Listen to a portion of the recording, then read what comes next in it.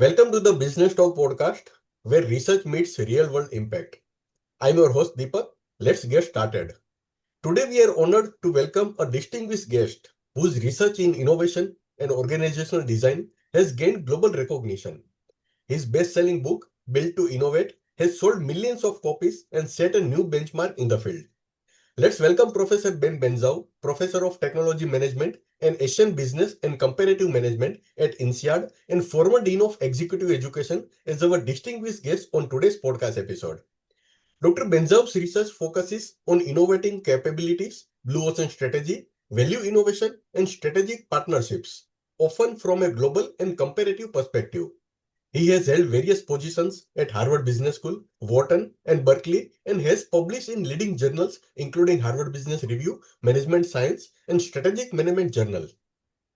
At INSEAD, Professor Bensaou developed two new MBA courses, Managing Network Organizations and Understanding Japanese Business. He also teaches courses on competitive strategy, innovation, blue ocean strategy, and value innovation, information technology, and comparative management in English and French. He was a visiting professor at Aoyama Gakuin University, Tokyo, where he taught his information technology and corporate transformation course. He has also been teaching executive education programs in Japanese at Keio Business School in Tokyo. Professor Ben earned his PhD in management from MIT Sloan School of Management, and his MA in Management Science from Hitotsubashi University, Japan, and engineering degrees from top French institutions. Fluent in English, French, and Japanese, he has taught and consulted widely across Asia, Europe, and the US. In this episode, Professor Ben Bensaou shares valuable insights from his research, the innovative organization, how to build, scale, and sustain a culture of innovation.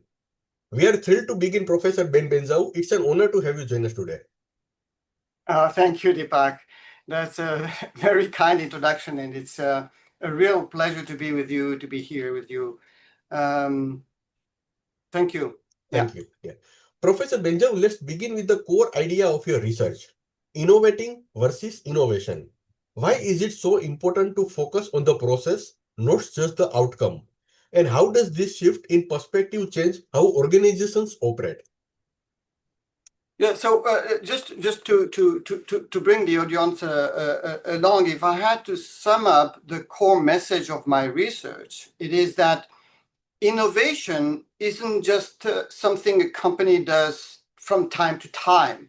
It is something that is can be built in so that the organization can do that all the time. So in other words, innovation isn't just an outcome, it's a capability.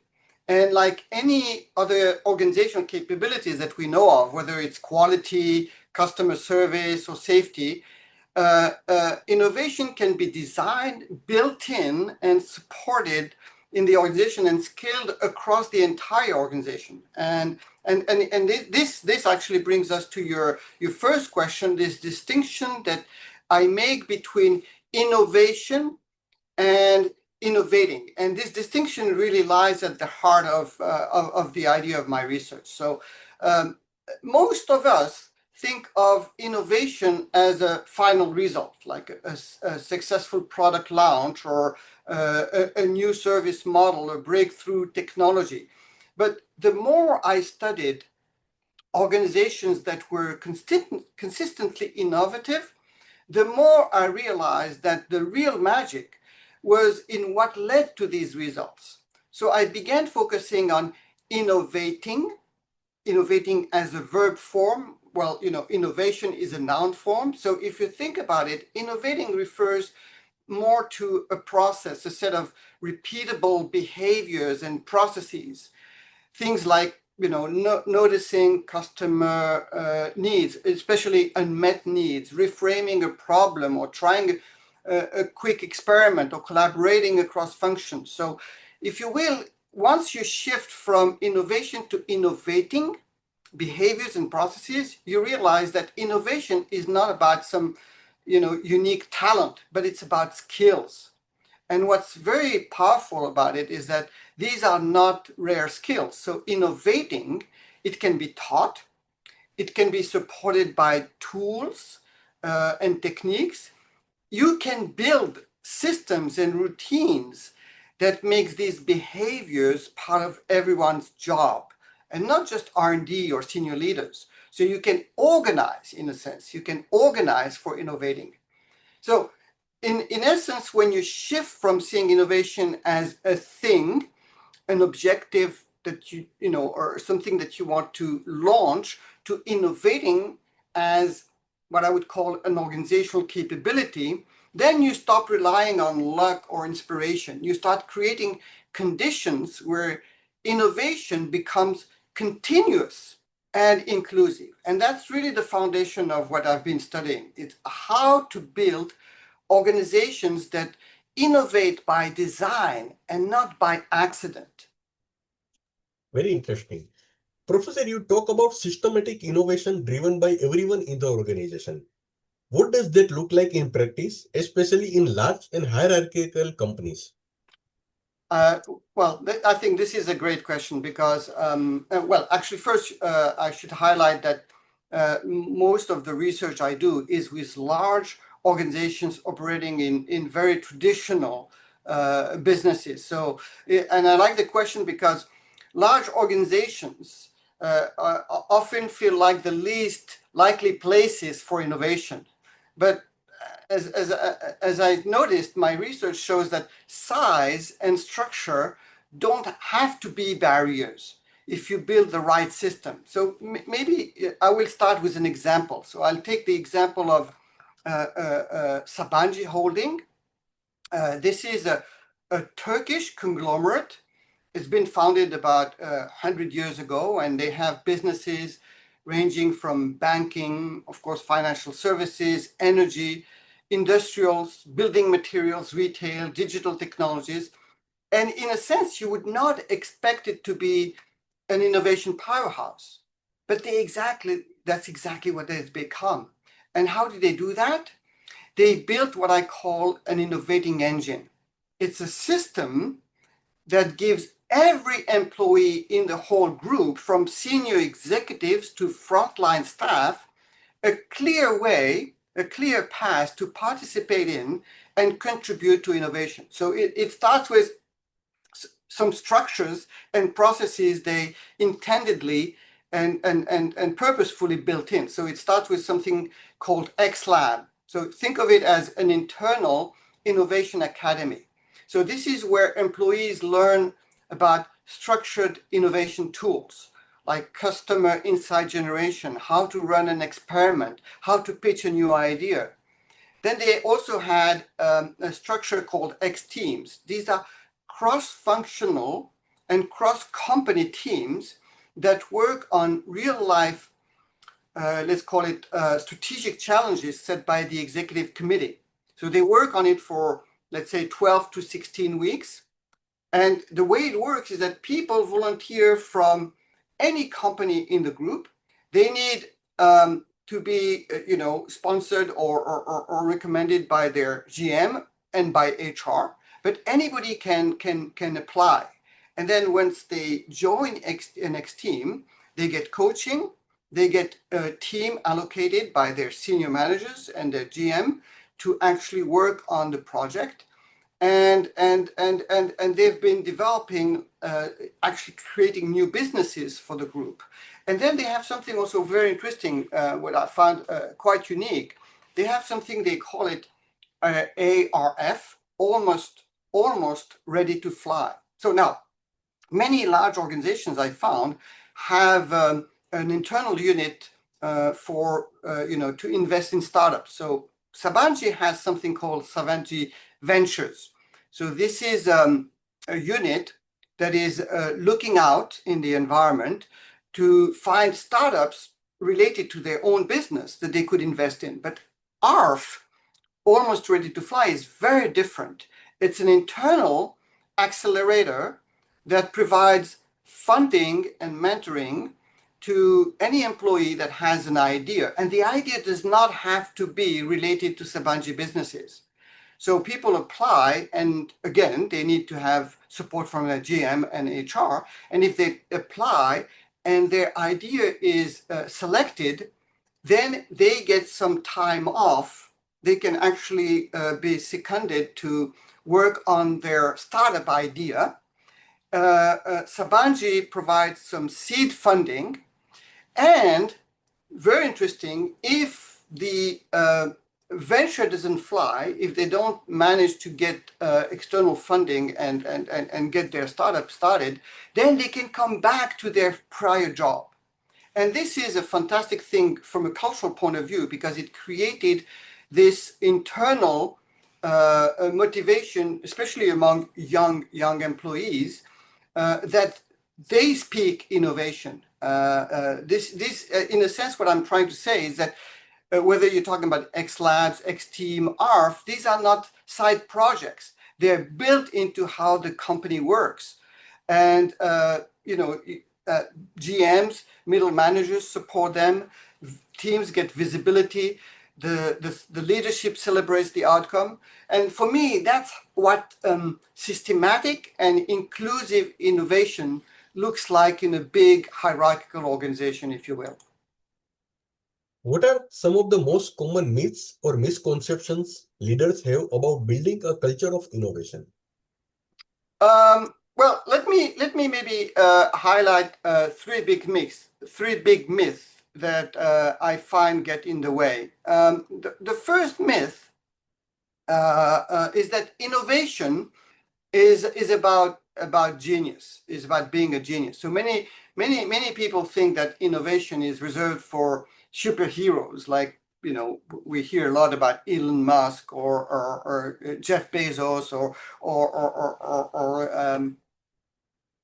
Steve Jobs.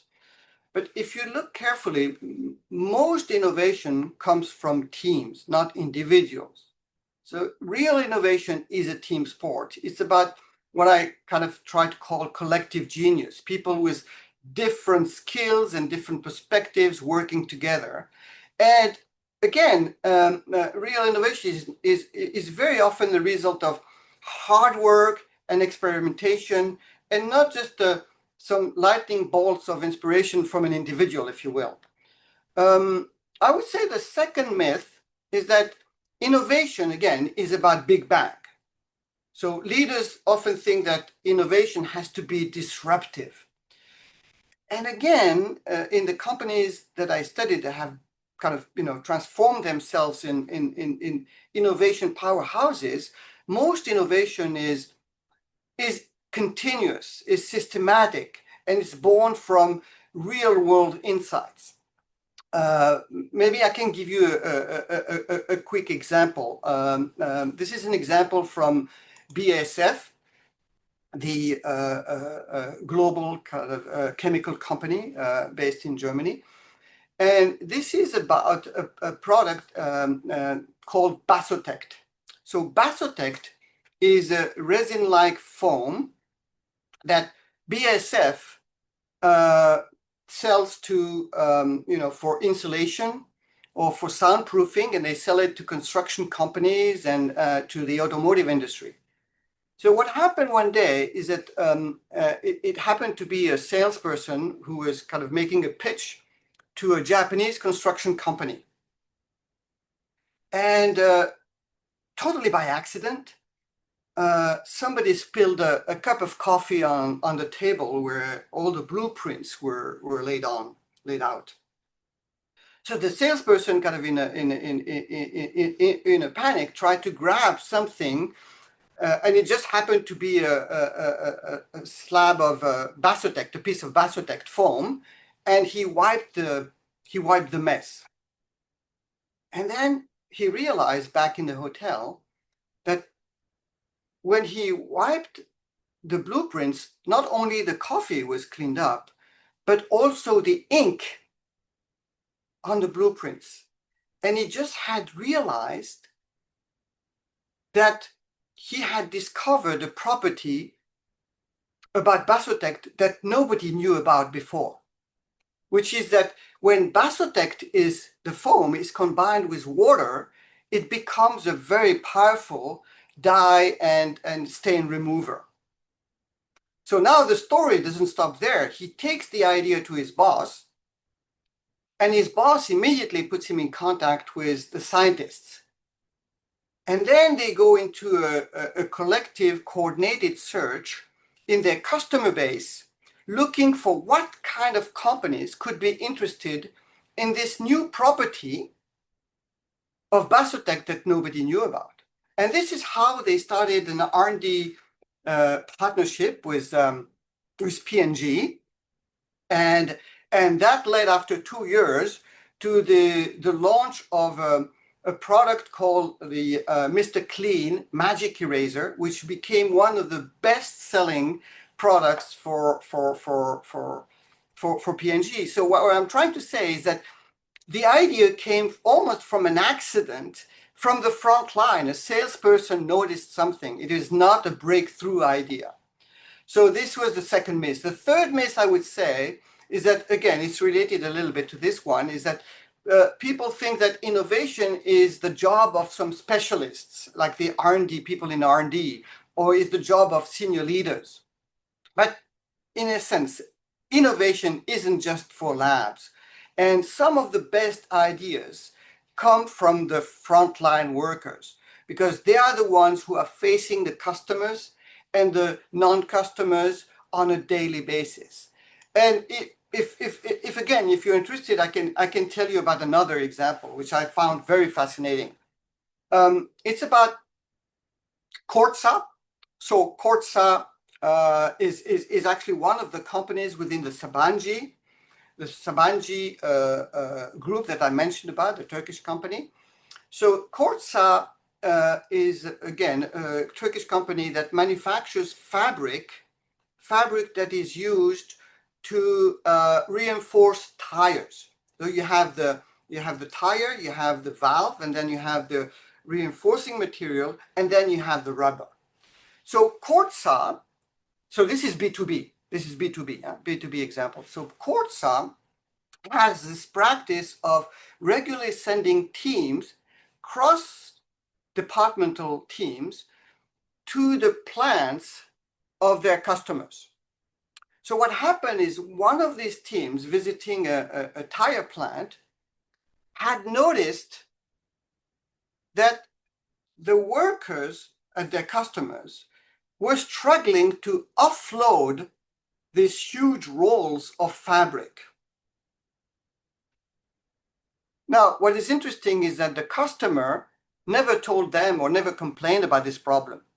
This is a very important point I want to make as well here. But the team, when they went back, they talked about it internally, and they designed a new method, a very simple method. They taught it to their customers.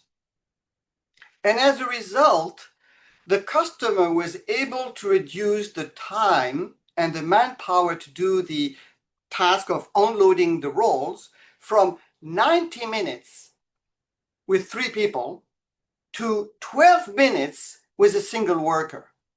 So again, I want to highlight here that the idea didn't come from R&D. It came from a team from the front line. And of course, the insight came from the fact that there was somebody from Corsa plants who noticed the problem, Corsa logistics.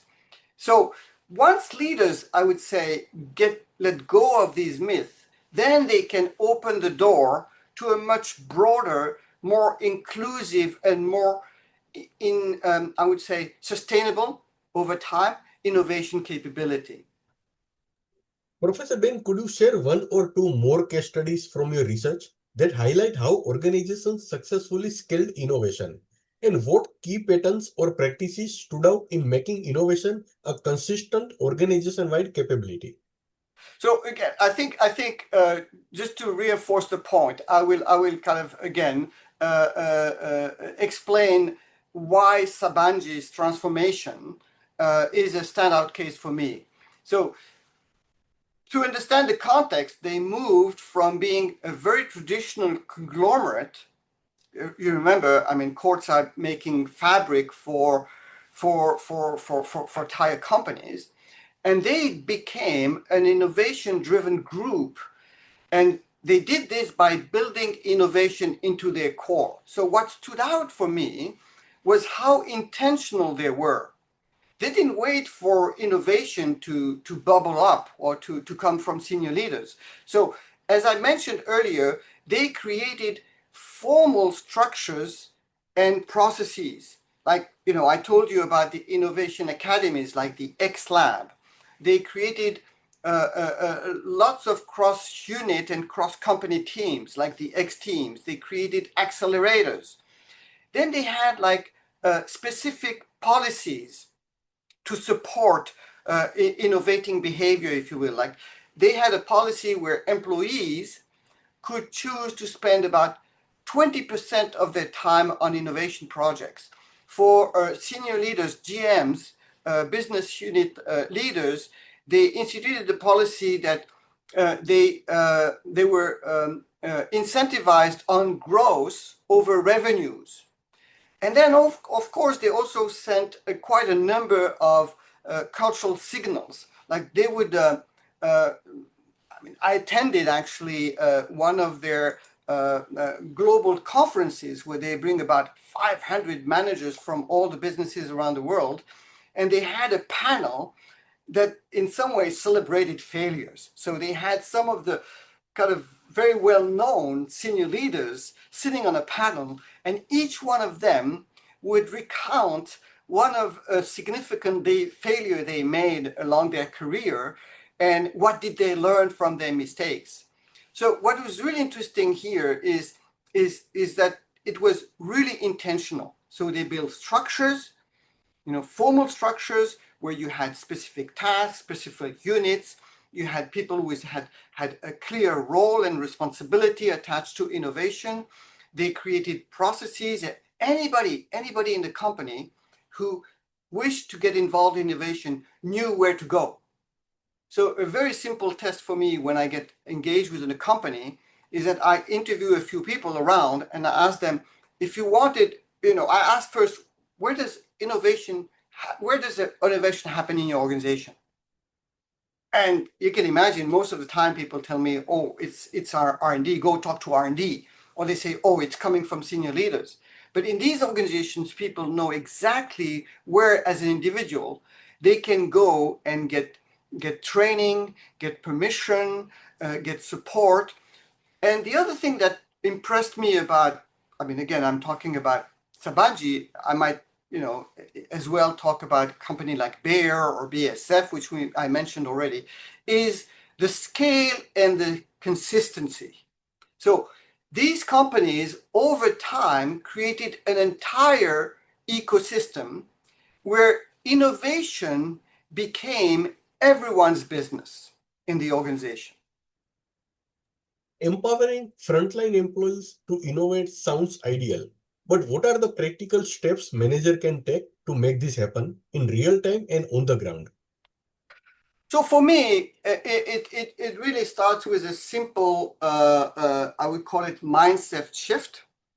If you understand that frontline workers can also be idea generators, not just executors, then for this, you need to take 3 practical steps, let's say. One is you have to give people permission to innovate. People usually smile when I mention this, because, I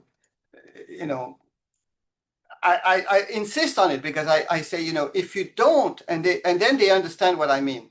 If you don't give people permission to innovate, guess what? They won't. And what is important is not just to give lip service, is that you have to be sincere about it. So you have to make it safe for people to raise ideas, even half-baked ones. So one is give permission. But once people have permission to innovate, they won't know how to do it. So this is where you need to give them, the capabilities to do it. So the capabilities can be give them time and space to do it, and it can be as simple as a few hours a week that they can dedicate to innovation. And that makes a big difference. You remember Sabancı giving people up to 20% of their time that they can dedicate to innovation.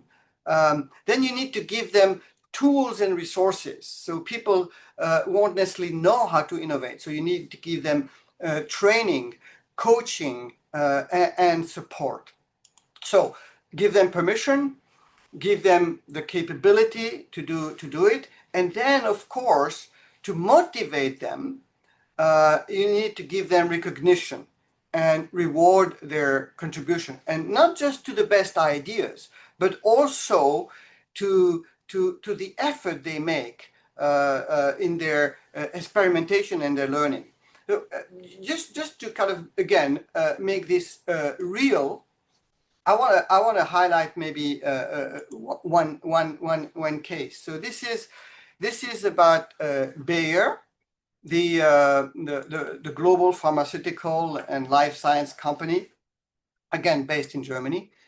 One thing they had done when they built what I call this innovation or innovating engine is that they trained and certified 1,000 innovation coaches. And these coaches were activated all across the organization. So whenever a middle manager or a team leader had people come to him or her with a new idea, of course the middle manager is not trained in innovation. It's not their job. Their job is execution.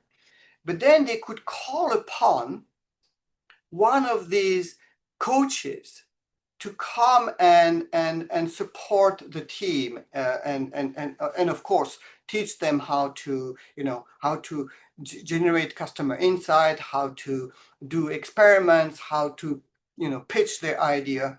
And by the way, I found this notion of a central kind of unit of experts or trainers or internal coaches in quite a few companies. I mean, in Samsung, for instance, they had a whole building with a team of 70 people dedicated to actually supporting innovation teams across the organization. Actually, people would come to the building with their idea and they would stay with the coaches until they generate the idea and pitch it.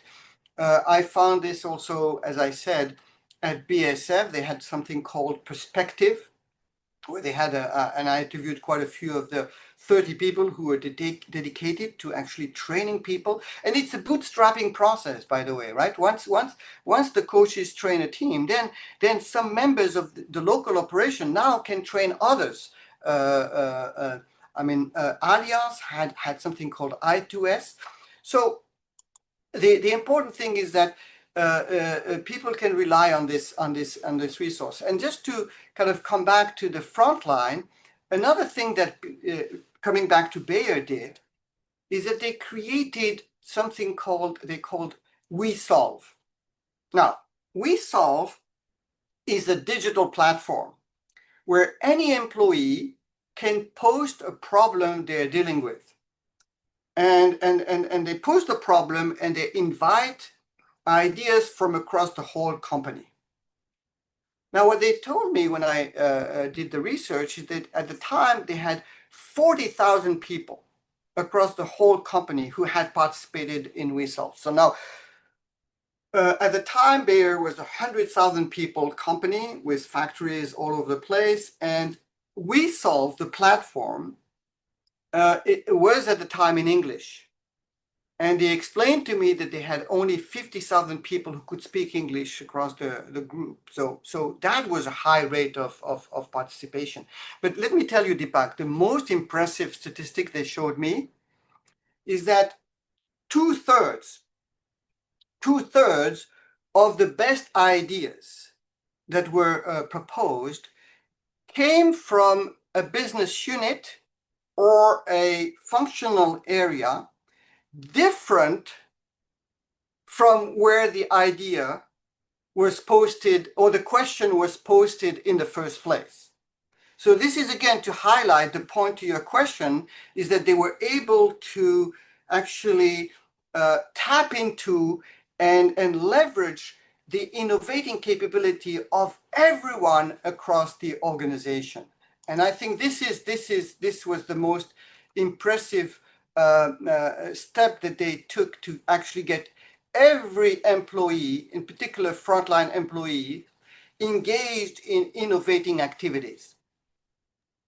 Dr. Bensaou, you have worked with companies navigating digital disruption shifting customer needs, and global uncertainty. How does your innovation framework help them stay resilient and future ready? So the way I would summarize it, if you want, if you allow me, is that yes, in a world of constant disruption and you, I mean, we see what is happening. Whether we're talking about digital disruption, environmental disruption around sustainability, or even geopolitical disruptions, I would say that organizations need to function with two engines, and two engines that are humming and functioning effectively. So the first engine is what I call the execution engine. So this is the engine that is running the current business, implementing the strategy of today. And the second engine, I call it the innovating engine. This is the engine by which the organization is systematically and continuously exploring new possibilities, responding to the changes and the disruptions and adapting quickly. And what is important is these two engines are functioning simultaneously in parallel. So companies, I would say that manage to build this innovating engine, they are better positioned for resilience because they're not caught flat-footed. They already have the tools, the mindset, the teams that can make the sense of these changes because they're already listening to this changing and they are responding. They have the capability to respond. So what is really important here is that, as I say, is that the two engines function in parallel, which means that every employee has a role to play in both engines. So, you know, of course, people, most of their time is spent on execution, right? They're hired to execute a job with a job description, with like clear KPIs. But at the same time, they need to be given permission and supported to engage on a regular basis in some form of innovating activity. And it can be just spending a few hours, you know, immersing yourself in the world of your customer, learning about a few tools. So what is really important is that every employee, in particular, by the way, Deepak, the people who are at the front line, the people who can sense these disruptions coming, are also engaged in innovating capability. The idea here, if you will, is that if you rely on R&D or some specialists to come up with innovation, you're not leveraging the capability, the sensing capability and the reacting capability that is embedded in the rest of the organization. So I can maybe give you a quick example here. This is a company that I studied and I interviewed actually the founder and former CEO. It's a company called Ecosem. So this is an Irish company in the cement industry, Deepak. Think about cement. This is not, this is hardly known for innovation, right? But as you know, the pressure for climate started to mount, this company, Ecosem, had built a capability for innovation. So they had invested and developed a new form of a new way to make cement. So this is called ground granulated blast furnace slag, which is cement that is based on some, how would you call it, some product that they collect from like iron and steel, from the iron and steel industry. So they collect this byproduct, this residue, they grind it, and they used it to make cement. And actually, it has a very high quality, and it competes in quality and performance with the traditional cement, which is Portland cement. So what this company is that they had built this innovation capability, And that allowed them to move very fast to develop this GGBS cement. They, because the industry, is oligopolistic, the dominant players did not want to retool and reinvest in this new manufacturing, processes that would be needed for GGBS. So Ecosem partnered with regulators. They even worked with some competitors to scale their impact. So, and it's because innovating was already embedded in the organization. They didn't just react to disruption. They actually helped shape the future of the cement industry. And this is what is important, I think. What is important to become, an innovating company to respond to these disruptions that we know about. Professor, being the most important question, what role does leadership play in creating and sustaining an innovative culture? And how can leaders avoid becoming bottlenecks in the innovation process?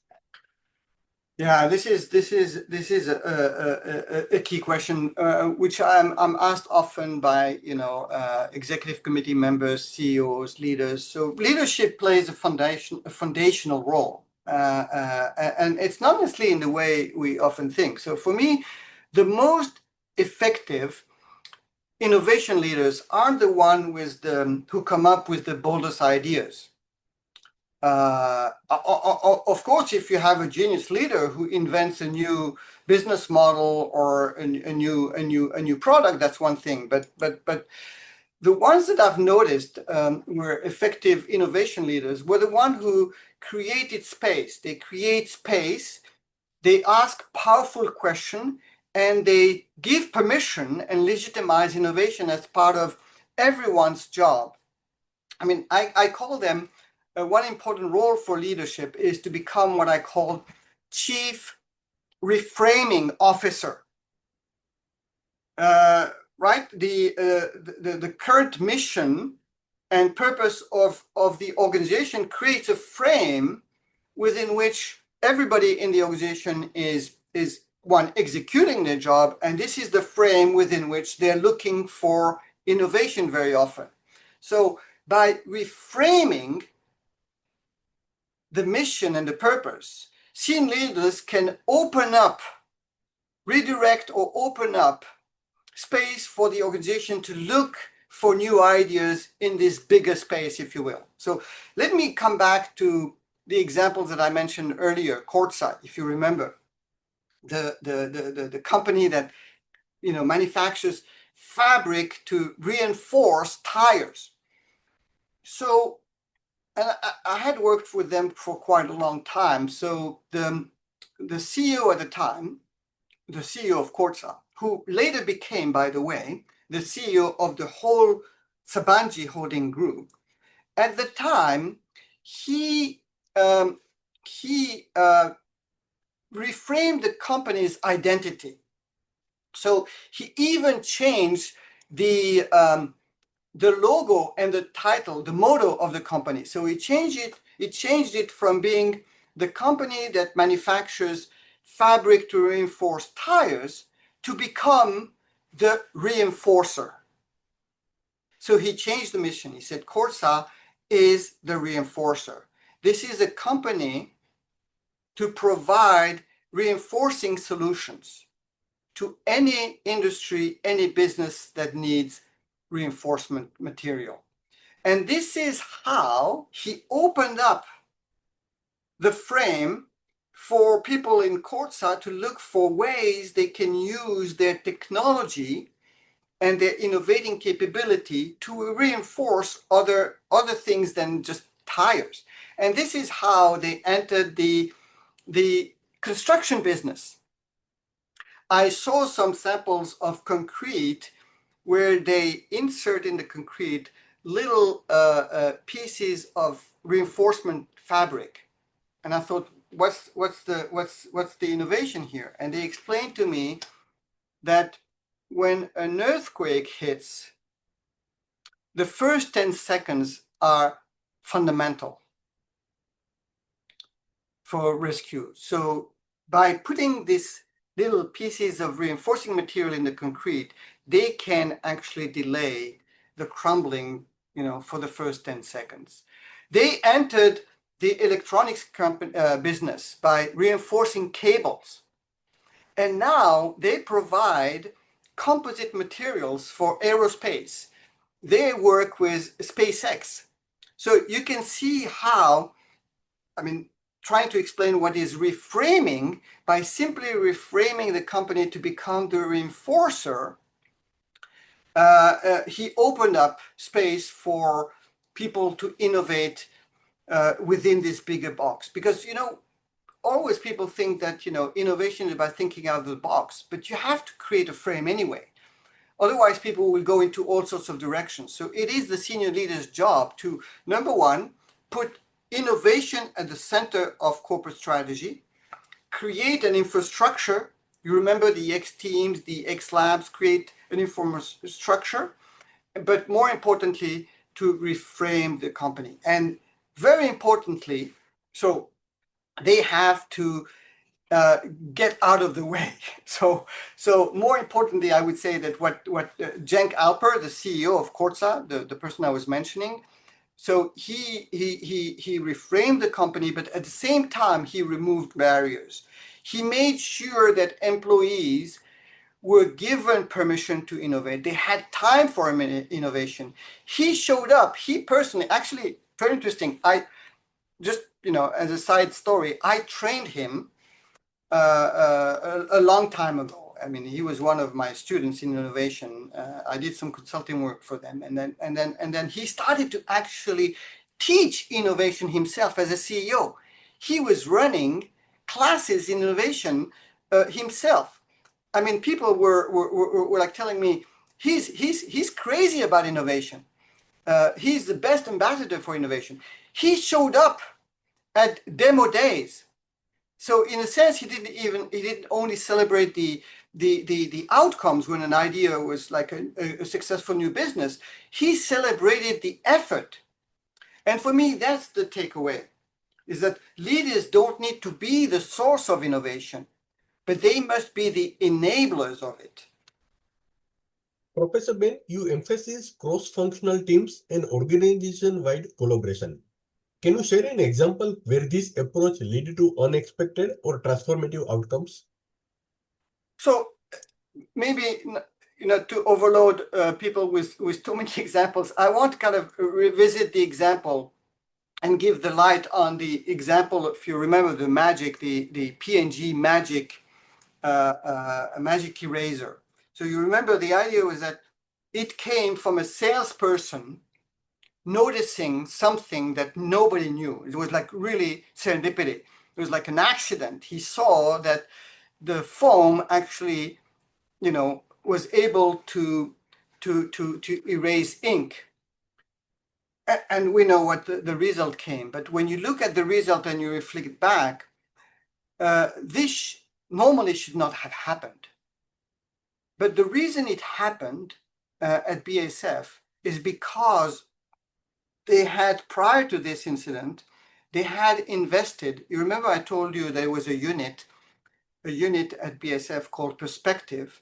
And this unit was not only providing coaches for people who wanted to do innovation, but they were providing also systematic training for new middle managers.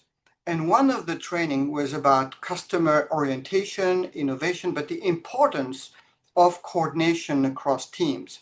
So many of these middle managers, when they were receiving an idea from the front line, they had been taught, and it had become a discipline within the organization, that these middle managers saw their role as connectors. So this is the fact that when the salesperson took the idea to his direct report, the direct report immediately connected with other parts of the organization to look at how this insight could help other parts of the organization. we know in many manufacturing organizations, R&D and marketing don't always get along very well. But here, the salesperson immediately went to the scientists. And for me, that is the key learning, is that the middle level manager is the one who connected the dot with the scientists and R&D. And you can see that no one could have had the full picture but together, they were able to connect the dot, find a company, namely P&G, who could be interested in this new property of the foam. And for me, this is the power of connecting, the power of cross-functional and cross-business teams. One advice I usually give people when they make cross-functional or cross-departmental teams, of course, the logic people understand very quickly. I mean, you bring people with different mindsets, right? As we say, innovation is about thinking outside the box. So you have to bring people who have a mental box different from yours, right? So whether it's their training, their function, their gender, their age, their position in the company, they all have a mental box that is different from the others.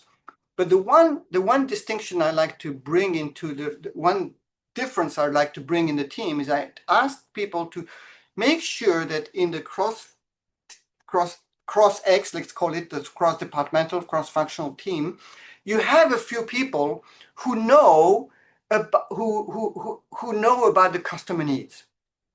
Like people from sales, from marketing, people who are from the front line, people who are in direct contact, who have the knowledge or the understanding of the potential needs of the customer. That's one important component in the team. But you also need to bring into the team people who know about how would you execute the idea. Because you need people from the people who will be executing the idea, because you don't want these people to be brought into the conversation later to tell you that actually it's too difficult to manufacture or it's too costly. So you need to bring in this cross-functional team people who would be also executing the idea if it was selected. So you need to bring people from, finance, accounting and control, logistics, operations. People would know how to make it. So cross-functional teams are very powerful for innovation. Professor Ben, my last question. Finally, for leaders listening to this episode, what's one action they can take this week to start building a more innovative organization? Maybe what I'll do, if you allow me, is I'll share a story with you. And as I mentioned to you before we started recording, I'm actually in Japan right now, and actually I will be meeting the person I'm going to talk to you about. So this is he's now retired. Actually, he retired this year. His name is Iwashita-san. So he was a senior executive at Recruit company. So this is a kind of a multi-business, but they're company, but they are very much into HR. I mean, they own Indeed, for instance, or Glassdoor.com. So again, this is somebody that a long time ago, I think it was 2002, I believe, I trained him in innovation, and I followed his progress. And I was really curious about the result that his team was able to deliver for the company. So I went back and I tried to interview, I mean, not him, but people in his team. And they were telling me that they had noticed something strange about him. I mean, they didn't know he had been to the training, but they had noticed something strange about him. And they had noticed that whenever they approached him with a new idea, or trying to talk to him about possibility of developing a new idea, he would systematically and it kind of sounded awkward for them, even in Japan, that he would emphatically say, thank you, thank you, thank you for bringing this idea to me. And I was really curious to know why, what has changed in him. And then he said something which I thought was very profound. He said that he realized that when his staff were doing their job, their execution job, they knew that as a boss, he would know how well they're doing, because the job has a job description, there's a procedure, there's even he has KPIs to see how good they're doing. But then he said, when it comes to innovation, I don't have that visibility. I can't tell if somebody has an idea or not. So he realized that when people would come to him and say, boss, I have a new idea, he realized, or even more so if they did it in a meeting, he realized that they were taking a risk. They were taking a risk. What if people laughed at him? What if, it would shock the boss?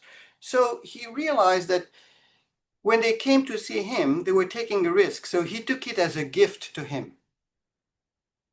And he said, when people give me a gift, I say thank you. So I thought was very interesting. So I would advise people, whenever somebody comes to you with an idea, even if it's a half-baked one, say thank you. Thank you for bringing the idea to me. But just one more thing, Deepak. What I discovered is that it was not only that. Is that when people came to see him with an idea, he would systematically and in the same order, and the order is very important, ask two questions. Boss, I have a new idea. Oh, thank you. I know, in the mind, he knows it's a risk, but you bring me this gift to me. So then he would say, it's interesting, but I'd like to understand your idea better. Can you tell me why would the customer like this idea? And of course, if people had not thought about it or didn't know, he wouldn't start yelling at them. He would say, well, why don't you spend some time with customers and try to understand? And then they would come back to him and say, this is why the customer would love this idea. He would ask the second question, always as a second question, not as a first question. He would ask, but what would be the value of this idea to the company, to us? And you see, for me, this is a very interesting thing that I discovered, because it was a way for him to teach people first to think outside in, to focus first on the customer. What need are we solving? What benefit are we creating for the customer? And then when they would come back, he would ask his second question. So it was not just a polite conversation, if you will. It was a kind of coaching, for me. It was a kind of coaching. He was training his team into this mental discipline. Start with the customer and then think about the company. And then, of course, he would say thank you. So for me, this is, people talk about culture in grandiose terms, but for me, this is the type of micro behavior that middle managers can do, leaders can do to create this culture. First, thank you. That creates psychological safety. I want to hear your ideas. Your ideas are welcome. And if people don't know how to think about their ideas, don't tell them the answer. Ask a question. Why would the customer like it? Right there, you're telling people innovation is about the customer. And then ask them, but why would we benefit from it? And I think these are very simple habits that middle managers can start, tomorrow. Say thank you. Why would the customer like this idea? And how would we benefit from the idea? Listeners, it's been a true privilege to host Professor Ben Bensaou on today's episode. As a global authority on innovation, organizational design, and comparative management, his insights offer a powerful reminder innovation is not just an outcome, it's a habit, a culture, and a capability that can be built systematically. Drawing from his acclaimed book, Built to Innovate, and decades of research across industries and continents, Professor Bensaou has shown us what it takes to embed innovation into the very fabric of an organization and empowering frontline teams to rethinking leadership role in driving change. Thank you, Professor Bensaou, for a fascinating and deeply enriching conversation. We are confident that today's discussion will inspire leaders, entrepreneurs, and educators alike to rethink how they build and scale a culture of innovation. Thank you so much once again. Thank you. It was a great pleasure. And by the way, since we were talking about Japan before the show, in case we have some Japanese listeners on the show, I just want to mention that the book has just been translated into Japanese. There was a Spanish version for the Spanish speakers, but now we have a Japanese version as well. But it was a great pleasure to be with you and lots of fun. Thank you, Deepak. Thank you, Professor.